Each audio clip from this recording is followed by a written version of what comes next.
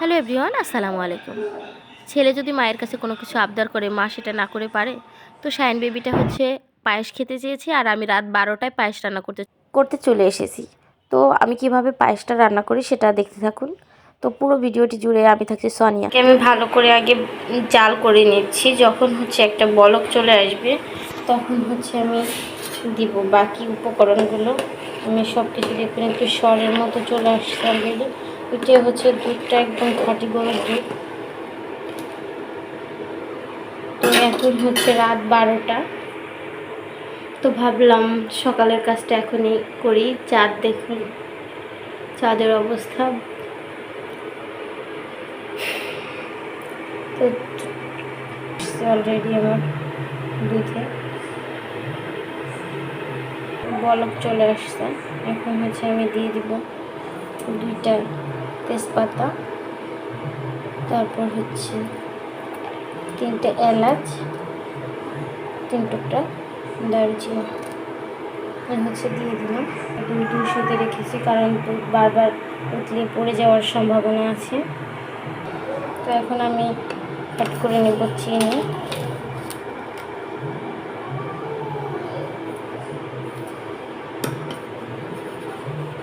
আমি হচ্ছে প্রথমে একদম বেশি করে দিব না, 3 চামচ হচ্ছে চিনি দিয়ে দিলাম। তো তারপর হচ্ছে একটু নেড়ে দিচ্ছি চিনিটা দেওয়ার পরে। তো তারপর হচ্ছে আমি চিনিটা একটু মিক্স হয়ে আসার পরে তারপর ধুয়ে রাখা আমি চুলার আঁচটা আবার একটু বাড়িয়ে দিলাম। তো এই হচ্ছে সব কিছু আমার দেওয়া হয়ে গেছে। তো আর একটু বলক আসার পরে তারপর আমি দিয়ে দিব চালগুলো। একটু করে বলক আসতেছে, তো এখন আমি দিয়ে দিব চালগুলোকে দিয়ে দেবো এটার ভিতরে।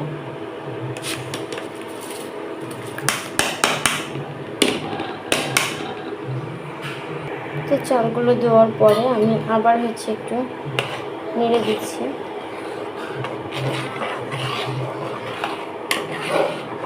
তো এখন হচ্ছে আমি চুলার আঁচটা একদম কমিয়ে দিয়ে তারপর হচ্ছে আমি অপেক্ষা করব। আর এটা হচ্ছে চাল যখন সিদ্ধ হয়ে আসবে, চাষি চিনি গুঁড়া চালটা, তো বলক আসা পর্যন্ত আমি অপেক্ষা করতেছি। তো যখন বলক আসবে তখন আমি চুলাটা একদম লোতে করে দিয়ে দিব। তো বলক আসার জন্য অপেক্ষা করতেছি। এখন হচ্ছে এই পর্যায়ে হচ্ছে বলক চলে আসছে। এখন আমি চুলার আঁচটা একদম কমিয়ে দিব, 1000 থেকে নামিয়ে 400-তে করে দিলাম। তো এখন হচ্ছে এটা আস্তে আস্তে করে রান্না হতে থাকে। বন্ধুরা দেখুন, এভাবে হচ্ছে সরের মতো চলে আসছে আস্তে আস্তে করে। দেখুন বন্ধুরা, একটা সর চলে আসছে। আর এটা খাঁটি গরুর দুধ, আর দুধটা খুব ঘন ছিল। তো আমি হচ্ছে এরকম আস্তে আস্তে করে মাঝে মাঝে একটু একটু করে নেড়ে দিচ্ছি। তো এতে কী হবে, নিচে লেগে যাওয়ার কোনো ভয় থাকবে না।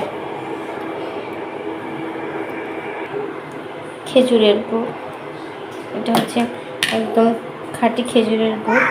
এখান থেকে হচ্ছে আমি 1 চামচের মতো দিয়ে দিব খেজুরের গুড়।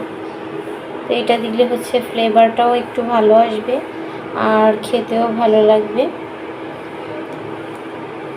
তো আমি যেহেতু 3 চামচ চিনি দিয়েছি, সেক্ষেত্রে আমি 1 চামচ আর অল্প একটু গুড় হচ্ছে আমি দিয়ে দিচ্ছি।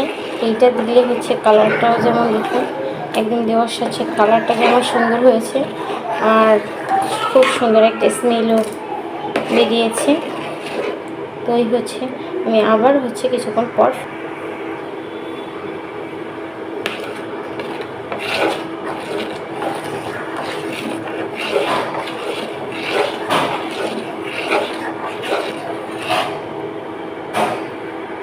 ভিতরে দেওয়ার জন্য কাজু বাদাম, কাঠবাদাম এবং কিশমিশ। তো এগুলোকে ভালো করে আমি ধুয়ে প্রস্তুত করে নিচ্ছি। আর এটা কি হচ্ছে আমার চিকন চিকন করে কাটতে হবে। মাশাআল্লাহ হয়ে গেছে অনেক। তো পায়েসটা প্রায় হয়ে আসছে। তো এখন হচ্ছে আমি এর সঙ্গে দিয়ে দিব গুঁড়া দুধ। এমনিতেই মানে ঘন হয়েছে, তারপরে আর একটু ভালো যদি সাদা, সেই জন্য হচ্ছে গুঁড়া দুধ দেবো। দিয়ে দিব গুঁড়া দুধ। আর এই যে আমি ডানো ফুল ক্রিম দুধটা নিয়েছি। তো হচ্ছে একটু একটু একবারে দিবেন না, অল্প অল্প একটু একটু দিবেন আর হচ্ছে একটু নেড়ে দিবেন। তো এইভাবে করে হচ্ছে গুঁড়া দুধটা, নাহলে দলা পেকে যেতে পারে। আর যেহেতু আমার দুধটা এমনিতেই অলরেডি অনেক ঘন ছিল, তো এই জন্য হচ্ছে আমার গুঁড়া দুধটার অত বেশি ইউজ করা লাগবে না। তো ভেবেছিলাম যে মাশাআল্লাহ, তো আপনারা দেখতেই পাচ্ছেন যে পায়েসের কালারটা কত সুন্দর এসেছে। তো তারপর আমার এখানে লাইটের ওরকম ভালো ব্যবস্থা নেই, নাহলে আরও আপনারা সুন্দর করে দেখতে পারতেন। তো আবার একটু দিয়ে এভাবে করে হচ্ছে অল্প অল্প করে তারপর হচ্ছে আমরা হচ্ছে একদম রাজকীয় স্বাদে একটা ক্রিমি ক্রিমি ভাব আসছে। তো আমার তো এখন হচ্ছে আমার পায়েস রান্নাটা শেষ। আর হচ্ছে আমি এখন হচ্ছে একটা বোলে করে হচ্ছে ঢেলে নিচ্ছি। তো যতটুকু রান্না করেছি একটা বোলে হয়েছে, আর একটা বোলও হবে। তো একটু বেশি করেই রান্না করেছি, কারণ হচ্ছে শীতকাল অনেক সময় ধরে ভালো থাকবে। আর সায়নের বাবাও পায়েস ভীষণ পছন্দ করে। তো দুই বাপ বেটা দুইজনই খুব পছন্দ করে। আমি পায়েস বা মিষ্টি জাতীয় খাবার একটু কম পছন্দ করি। তো একদিন রান্না করলে একবারই তো খাওয়া হয় না। আর মানে সুন্দর করে এরকম একটু মজা করে হচ্ছে প্রতিদিনও রান্না করা যায় না। তো এই জন্য হচ্ছে আজকে রান্না করলাম, 2 দিন হচ্ছে ওরা সবাই মিলে খাবে। তো আমার ভিডিওটি কেমন লেগেছে অবশ্যই কমেন্ট করে জানাবেন। আর যদি ভালো লাগে তাহলে সাবস্ক্রাইব করে আমার চ্যানেলের পাশে থাকবেন।